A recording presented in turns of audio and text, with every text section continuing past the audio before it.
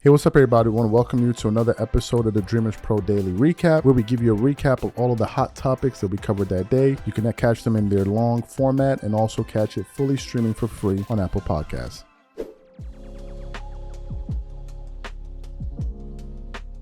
Something special happened to me as an NBA fan. As you guys know, I'm a Clippers Kawhi Leonard supporter. And once again, the Clippers absolutely disappointed me. Absolutely, for the fifth straight year. And at the end of their playoff series, I just said to myself, man, I've had enough with this group. And then I started hearing people say that, Steve Ballmer and these guys are looking to bring back the same core. And I said to myself, I cannot go through another season with this group, man. I've totally lost faith in that group. And I've totally lost faith in Kawhi Leonard for supporting him since basically 2018, 2019, man, or 2017, really, when I really started paying attention to him. Kawhi Leonard has just made it hard for me to root for him. And it's not his fault he gets injured, but it's just been hard, right? And I'm like, man, I need to be able to root for somebody that's going to be available, right? So after the Clippers got eliminated, I'm looking at the playoff landscape. I'm kind of interested in the Knicks series with the Indiana Pacers. I'm not really interested in the Mavs series. So I'm watching this series between the Wolves and the Denver Nuggets, and I see that the Nuggets go down 0-2, right? And then Nikola Jokic, I think, wins his MVP, I think, right before Game 3 or after Game 3 or something like that.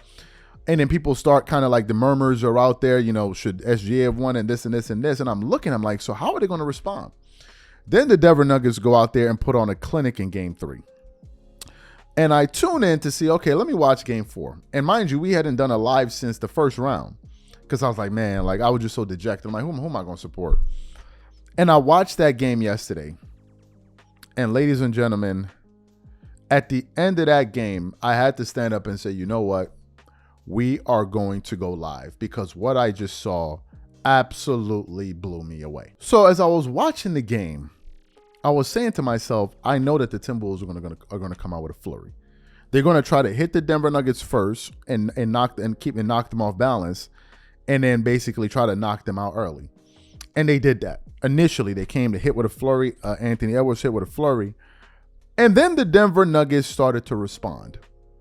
They started to respond in that game. And if I'm looking at the first quarter, by the end of the first quarter, the Denver Nuggets actually had a lead going into the second quarter. They had a 5-point lead.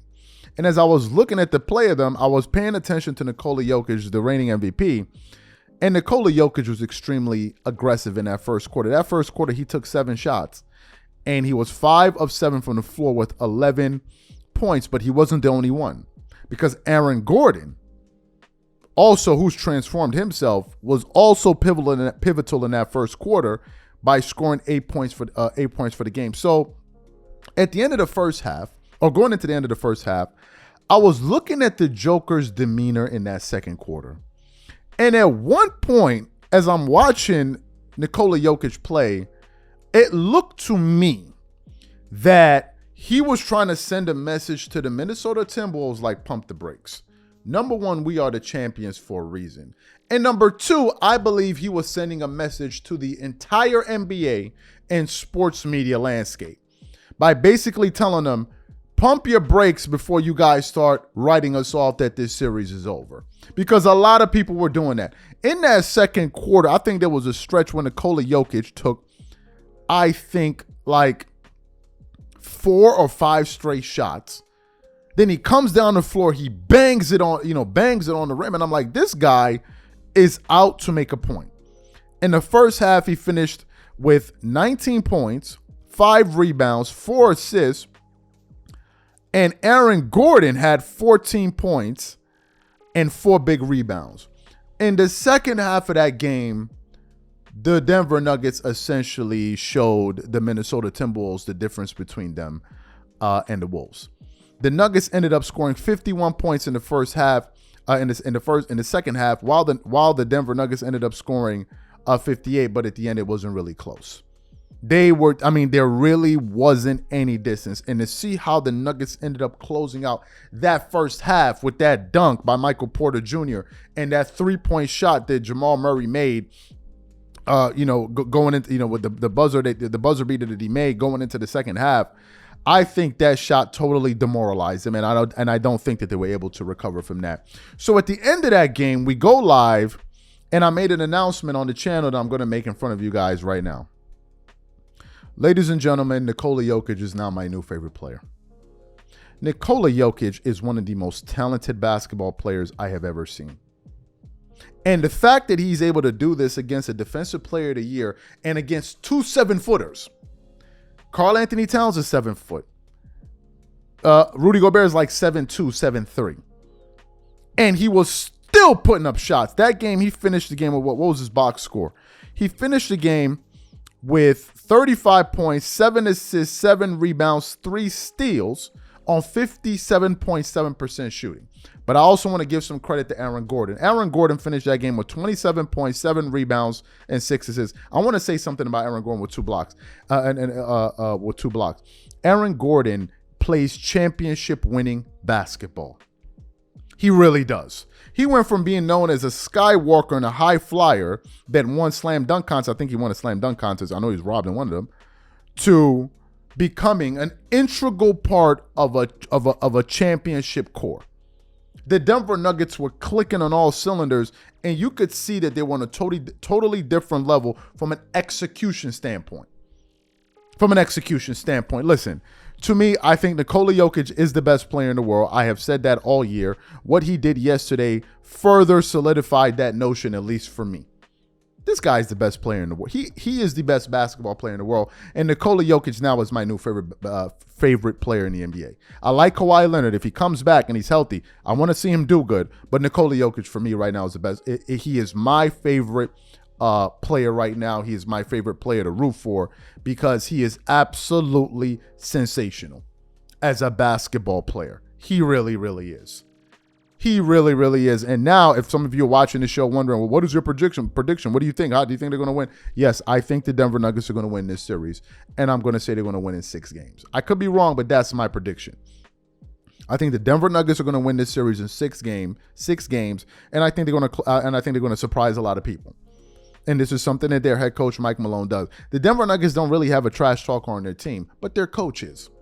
And you need one person like that that's a fire starter. And for them, it is their head coach. I love it. Because they're players that talk trash. But Nikola Jokic isn't really going to talk trash. Aaron Gordon isn't really going to talk trash. But their coach will.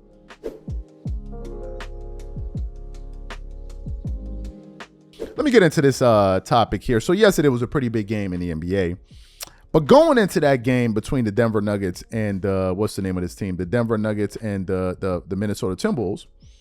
There was a lot of discussion in the sports media landscape, which was centered on, is Anthony Edwards the new Michael Jordan? This was the conversation that was permeating throughout the United States and various places around the world in terms of sports. And people were saying this. Oh, he reminds me of Michael Jordan. And it goes to show you just how desperate the NBA is in terms of finding another Michael Jordan.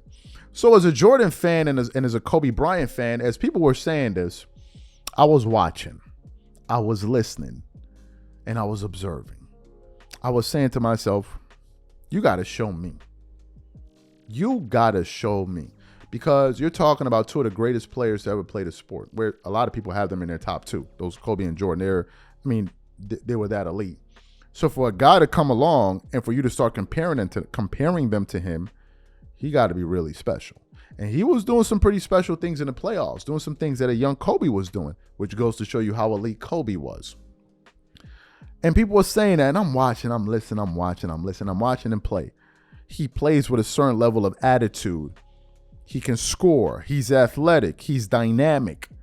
But he also plays on the other side of the ball. He plays defense, which is something that's synonymous with a Kobe and a Jordan, who both of them made 9 all-first defensive teams.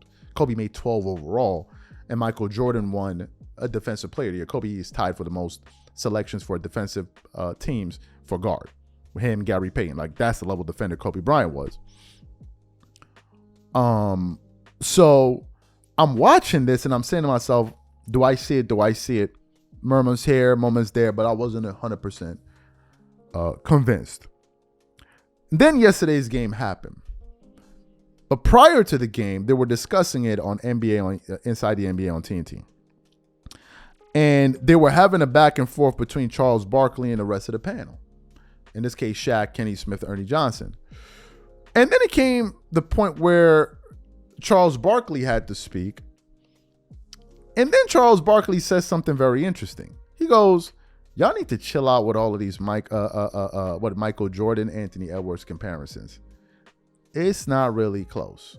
And Shaq was like, really? And they had this back and forth that we want to get into. So what we want to do is we're going to play exactly what Charles Barkley had to say about this comparison. And we're going to come back and really get into the show. Take a listen to what he had to say here. Who people been, and please, America, please stop the Michael Jordan stuff. This guy's had one good playoff run. And he's a great, I think he's going to be a great player. He's a really nice kid. We root for him. We want him to be. Is he close? No, hell no. Close to who? Close to who? They both black. You're not close to Mike? He not close to Michael Jordan. At 23? Michael Jordan was getting, remember he was scoring like. I'm just asking. At 23, Hey, 23 I Mike, love at 23 Anthony Edwards. I'm just do asking. not do that. You know what, nice. honestly, and this is not disrespectful. He's nice. I'm not disrespectful. He is very nice. But his He's body close. type and the way he plays, to me, reminds me more of D. Wade, young D. Wade, when he was carrying that team, when he had Lamar Odom and he was going through the playoffs for the first time. It reminds me of that. All I more want than to it say is, reminds me of man, Jordan. He's why close. can't we just let people do their thing and watch them? Why do we have to say, well, he's like, I'm not telling you, I'm talking about like, you know he's why? the next Michael Jordan. No, because you know why? Because you all paved the way for us. That's why. So you heard what Charles Barkley had to say. He's like, I don't want to hear it. I don't want to hear it. He's only won one playoff series. Now, Shaq then said, oh, what about when they were 22 years old? So I want us to look at both of these players at the age of 22. And what were they doing? Anthony Edwards did go to college. I think he went to college for 1 year. I think Jordan, on the other hand, he went to North Carolina, and I think he spent 3 years in college. So Jordan gets into the NBA at the age of 22. And I want to look at both of these guys at the age of 22, because I think Anthony Edwards got into the NBA around 20 or 19 or something like that. So let's look at them now, right? Or now, at the same age, 22, 23, although Anthony Edwards right now is 22, yeah. So let's look at what Anthony Edwards was doing at the age of 22. At 22, as a rookie, at 22, which is this year, he averaged 25.9 points per game, 0.5 in blocks, 1.3 in steals, 5.1 assists per game, which is great, 5.4 rebounds a game. He was an 83.6% free throw shooter, a 35% three-point shooter, and a 46% shooter from the field, right? Now, I want to get into something quickly because Anthony Edwards talked about the fact about how he shoots more threes. It's important that we mention that Jordan, well, if you look at Anthony Edwards this season, 3-point shot attempts, he attempted 532. If I go back to Michael Jordan and I pull up his stats, I just want to quickly see how many threes Jordan attempted, because that number is very, very deceptive, because obviously one is going to excel at something that you do more, that you practice more. And I don't believe Jordan attempted that many threes. So I can't find the number right now, but I know Jordan attempted, well, I can tell you in terms of, a ratio. He attempted when he was 22, he attempted 0.6 threes per game. And he made 0.1. Anthony Edwards, on the other hand, he attempts more threes per game. This season, he attempted 6.7 threes per game while making 2.4. Now, Jordan, if I look at his rookie or that season or whatever it was, so that year would be 1984, 1985. Michael Jordan that season attempted 52 threes, and he made 9. So Jordan obviously was not even attempting a 3 per game. So I'm going to throw that out and say that's not a valid point to make that I'm a better 3-point shooter. Jordan just didn't shoot. So those were his numbers. What was Michael Jordan doing at that age? At the age of 22, he came into the NBA. He scored 28.2 points per game. He on 51.5% shooting, 17% shooting from the three while making 0.6, attempting 0.1, and an 84% free throw shooter, getting you 6.5 rebounds, 5.9 assists a game. So Jordan was better than Anthony Edwards across the board as a rookie, across the board. Now, Michael Jordan, his first year, his first year in the NBA, he also won the Rookie of the Year of that season. He won the Rookie of the Year that season, right? So there is no comparison, especially if you start going forward. If you start moving the age forward, there is no real comparison whatsoever. Not in accomplishments, not in production. It's not even close. Now, if you're telling me in the next few years, we're going to see Anthony Edwards have a season where he scores 37 points per game, where he has a season where he scores 35 points per game, where he's going to run off 10 scoring titles or at least 5 scoring titles in a row, make multiple all-first defensive teams, and most importantly, start winning championships, then you got me. But there's only been one player that did that, and very few that came close. So I think Charles Barkley is right to smack down that comparison. I just think that people get hype. I think people get hyped so much that they'll see he this, he that, he this, he that. Kendrick Perkins was calling Kawhi Leonard Kawhi Jordan, but at least Kawhi that year with the Raptors, he won the championship. He went through the gauntlet, right? He was guarding players like Giannis Antetokounmpo. Like, he went through the process and then won the ring, right? So I think Jordan's trajectory was just something out of this world. Now, if you believe that he has that same trajectory, we shall see. Some people are saying he should be compared more to Dwayne Wade. I think that's more apropos, especially for their size. But Jordan was a different thing. Kobe was a totally different thing. So these are my thoughts. Today is going to be one of them days. Now, funny enough, I'm not the one to be coming up with this. Like, I found it. Now, some people say, oh, you know, why you gotta hate on a man like that? Well, hey, I'm just doing my thing. I'm just doing my thing. Let me live. So what are we talking about today? Did you guys know about a week or so ago, we produced a lot of content around LeBron James and his lack of accountability, his propensity to not take accountability. And a lot of people got on him, even some of his supporters like Shannon Sharp and others, but there were other people as well, like Kendrick Perkins and Stephen A. Smith, who were like, and even Byron Scott, who were like, LeBron has, this habit of blame deflecting and running away from a situation and letting his teammates or his coaches take the brunt of the blame, right? And he always kind of finds a way to escape through. And if blame does come to his doorsteps, he has people in the media that will go out there and basically try to argue on his behalf to kind of shift the perception of what's being said about him in that moment. So what happened? Today I'm doing some research and I come across a clip from Twitter or X or whatever you want to call it, of Reggie Miller, who's working for TNT, and he was covering the Denver Nuggets game. And as he was talking, this person that found this clip essentially was able to find this 20-second clip of Reggie Miller reacting to Anthony Edwards taking accountability for the Denver Nuggets losing Game 3. I mean, not Denver Nuggets, the Minnesota Timberwolves losing Game 3.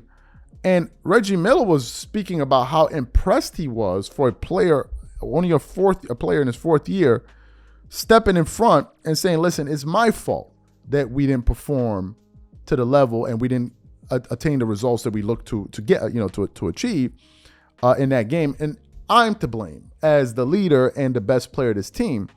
And in the midst of all of that, he says, it's so refreshing because you have players that some of you guys consider Mount Rushmore players and veteran players that could never take accountability when things go wrong for their team. And the moment he said Mount Rushmore, we immediately knew who he was talking to. And number one, and number two, who has that? What has been the conversation around? Who has that been about over the last few days? It's been about LeBron. So what we want to do is want to quickly play what Reggie Miller had to say. It's only about a 20-second clip, and then want to come back and react to what Reggie Miller had to say about LeBron James. Take a listen to that there. I'm an even bigger fan of Anthony Edwards after seeing that clip. We've got certain guys with veteran status in our game that are on a lot of people's Mount Rushmore that like to deflect and point fingers at others. Here's a 22-year-old saying, this is on me. It's my fault. And I applaud that. So you heard what Reggie Miller had to say there. I don't think any of us should be surprised. He was absolutely talking about LeBron. I think that some of these guys in media have to play a game. And the reason they have to play a game is because they're partners with the NBA. And if the NBA is selling their rights to you, or what's the word, not selling,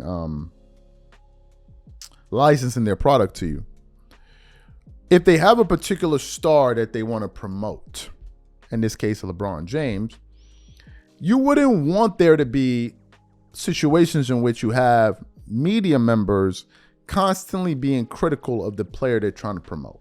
So they kind of protect him. They kind of protect that player, right? Because this is the face. This is the cash cow. But sometimes what happens is you have moments like what Reggie Miller did, where he basically said LeBron has an allergic reaction to accountability. But there's something else to pay attention to and a change in the tide, which is the following. Over the last 2 weeks, you've been seeing people really going at LeBron and really saying what they truly think. Stephen A. Smith, Byron Scott, Kendrick Perkins, Shannon Sharp, maybe a few others. And some of you guys may be sitting back, especially LeBron fans, what's going on? What's going on? Why are they saying this about LeBron? Here's what's happening. Sports is a business. And the NBA is a business. They have propped up LeBron these years because he was the chosen one, the face of the league. But now that he is on his way out and he is no longer the face of the league, people now are going to start saying what they actually believe. And the moment they start doing that, some of you LeBron fans are going to be in for a very, very rude awakening. Because what you're going to hear is, or see is, you're going to see people, you're going to finally see what people really think about LeBron. In all of these years, you got people twerking it up all over the place, pulling punches, not willing to say what they really think, is because they don't want to upset that relationship. But when LeBron is retired, he's retired. Have you ever asked yourself, why is it that you have so many people in media feeling comfortable to take shots at Michael Jordan? Because Jordan doesn't play anymore. Jordan doesn't really drive revenue. He drives ratings. He doesn't drive revenue for the NBA in that sense, but he drives ratings in terms of comparing him to a LeBron. Half of these guys that compare him to LeBron don't believe it. They do it because it's something to talk about.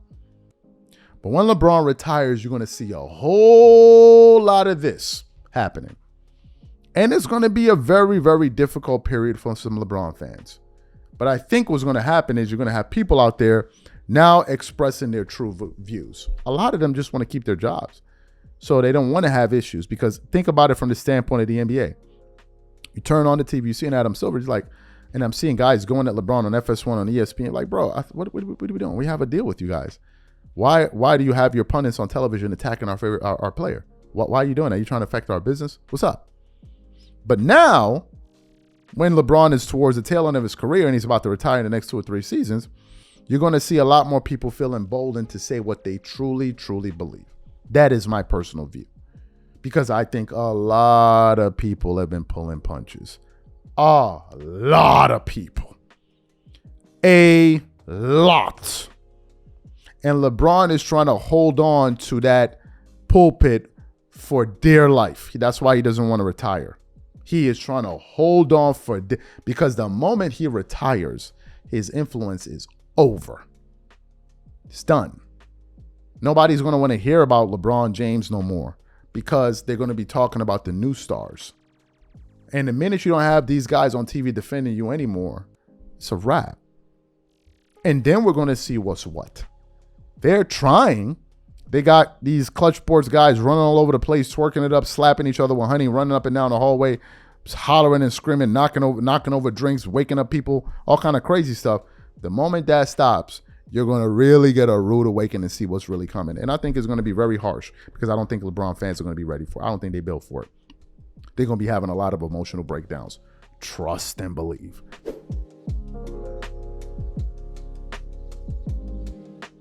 This is a very, very interesting moment right now. Because right now, what I think is happening in the NBA is that we're having a period of transition. What do I mean? Currently, the old guard is starting to slowly phase out of the NBA. The Paul George era, Kawhi Leonard, Kevin Durant, Stephen Curry, LeBron James. These guys are on their way out, right? And with that, it comes new stars like the John Morants, the Anthony Edwards, the Victor Wembanyama's, all of these new guys. And the NBA right now is currently going through a search for the next face. They're now trying to promote Anthony Edwards. And what does that mean? If they're looking for a new face of the NBA, it means they're getting ready to replace the old one. And with the old one slowly starting to be phased out in LeBron James, this means that now people are going to start saying what they really, truly believe about LeBron, because for all of these years, they've kind of held back because of the relationship the NBA had with some of these networks. And that's what we've been seeing. Over the last week and a half, you've had players like Kendrick Perkins, who used to be a huge LeBron James supporter, come out and say he's considering taking him off of his Mount Rushmore, out of the GOAT conversation. He said he thinks LeBron should retire. Stephen A. Smith has been calling him out on TV without any fear whatsoever. You've had players like Reggie Miller, who recently called out LeBron. You have various voices going at him. You got guys like James Jones, and all of these guys are beginning to really say what they think. And the latest person now is Paul Pierce with his new gig on FS1 on Undisputed with Skip Bayless sitting alongside Keyshawn Johnson. So what happened? Today, a video was published of Reggie Miller basically taking a direct shot at LeBron James for never being a leader and never being accountable, while giving props to Anthony Edwards based off of what he said after the Wolves lost Game 3. So today, when they were discussing it on Undisputed, they brought it to the attention of the panel. And of course, Paul Pierce could not resist a moment to take a good shot at LeBron James. But in the midst of that, there was something else that was said that was interesting. And I want you guys to pay close attention to what Skip Bayless had to say at the very end, because that is at the heart of what we want to discuss today. So take a listen to this exchange here that took place on Undisputed today. Never. KD is never attacked. Well, I mean, KD is in there because when you talk about Rushmore, he has to be a name that arguably can be on Rushmore. The only reason why one day. But the only reason why Skip he's a name is because there's really only 4 guys that are veteran players that you would look at and be like, oh, okay. Well, if this statement holds true, then he's definitely talking about LeBron. 100%, because he fits the bill. That's all I'm saying. He checks all the boxes. As an investigator. If you're saying Mount Rushmore is LeBron on that, yes. Does he deflect and point fingers? Yes. Okay, but wait, you got to hear me. Boxes. But here, check this out, though. A lot of people. So that means like the majority of NBA, whatever, front office personnel, fans, whatever, the majority of them are going to put LeBron on there before they put Steph, before they put KD, before they put CP3, any of them. LeBron is going to go on there. He certainly, man, and that's okay if that's how he feels. It was just one of them zingers that was like, whoa, who's he talking about? It was kind of between the lines. It came, he sort of lowered his voice, and it came and went so fast, you're like, what? Yeah, I didn't Wait a second. I didn't really, it went over my head initially. Yeah, it was a little bit of germ spreading right there. But I just thought about a lot of the superstars of today. Okay. KD, when he chose to join forces with those guys in Golden State, he disqualified himself in most people's eyes from Mount Rushmore status. I'm talking about being top 4 all time. I understand. And I didn't mind it at all, and I'm still a big fan. I wanted him to stay. Okay, well, win fine. 10 more championships. But when you go there and you lead them to back-to-back championships while you're the finals MVP, I'm good to go. I'm good with that. and you're still qualified to at least be in the discussion for me to be on Mount Rushmore. But over Jordan and Cap, as you say, and Kobe and Magic, no, it's not happening. Okay, so this is what got me about the comment. Reggie always annoys me because he's LeBron's biggest hype man when LeBron's on TNT, because Reggie just goes crazy. Age 39, year 21. Can you believe this man? Can you believe it? And then it's like this quick sort of backhanded shot, but it's legit, and he's right. What he said was, a 22-year-old said, blame it. He literally said, blame me for the loss. And by the way, Anthony on Friday night did not play the way he did last night, and he was a game worst minus 32 on Friday night. And he just sucked it up after the game and said, it's on me. He said, I lead this team. He's basically saying, we go as I go, and I didn't go tonight. Okay? LeBron never says that. And to me, it's been great of late because it feels like the world is starting to say, wait a second, about LeBron James. The world is starting to say, wait a second, it's open season now on LeBron James because... So you heard what everyone said, but I want to focus on the part that Skip Bayless said at the end. He said it seems to be open season on LeBron James. What is he talking about, really? I think even Skip Bayless is surprised at how people are beginning to turn on LeBron, but I don't think people are turning on LeBron. I think people are actually saying what they felt all along, but instead they were up there on TV being forced to twerk it up all over the place, knock over drinks, slap each other with honey, running up and down the hallway talking about some damn go James, disturbing the peace, just knocking over coffee cups, just totally wiping out the inventory at Costco, ShopRite. They can't find any honey. People can't make any tea because these people just refuse to stop twerking. There's nothing we can do with them. We can't stop them. There's nothing we can do with them. They're all over the place, these people. They're like, we just don't know what to do with them. That's what's happening right now. That's what you see taking place. And it's just the beginning. You better believe it's just the beginning. Just the other day, we did some of the shows. These LeBron fans couldn't believe what was taking place. They're like, what? What? The GOAT? The GOAT? This is how they're talking about him? It's like, bruh. This is what they always felt. And because of some of the moves that LeBron has been making, you even got players in the NFL like James Jones and all of these guys like, yo, Cuzzo, what are you doing? You got former coaches and Byron Scott talking about, you be the damn coach. Do you know what that is? He came out on Undisputed. LeBron is the one basically pulling on the string. You think LeBron doesn't know here? That's why LeBron jumped on the podcast with JJ Redick, because he must control the narrative. Who's LeBron going to have left? You got Gilbert Arenas, Nick Wright, and a few others. People ain't going for it. Colin Cowherd going to shock your ass too. Colin Cowherd was the same one when Kobe Bryant was alive. Called him up on the phone. He's like, ladies and gentlemen, we got the best player in the world, Kobe Bryant. Talking to Kobe on the phone. Kobe passes away. Kobe was never the best player in the world. I was like, wait, what? When you were talking to the man on the phone, he was the best player in the world. Now, he was never the best player in the world? This is what happens. Y'all gonna be in for a very, very rude awakening, and it's not gonna be pretty. These LeBron fans are not going to deal with it well. They're not going to deal with it well. I'm just telling you. They can't handle it. They don't have they haven't built the callus to deal with that type of. They can't deal it. They can't. Why do I know they can't? Because their own leader can't deal with it. LeBron himself cannot deal with criticism. So what makes you think LeBron fans can deal with it? These people can't deal with it, man. I know them. Trust me. They be messaging me. Do you know of all the players we've talked, even Ben Simmons fans don't message me.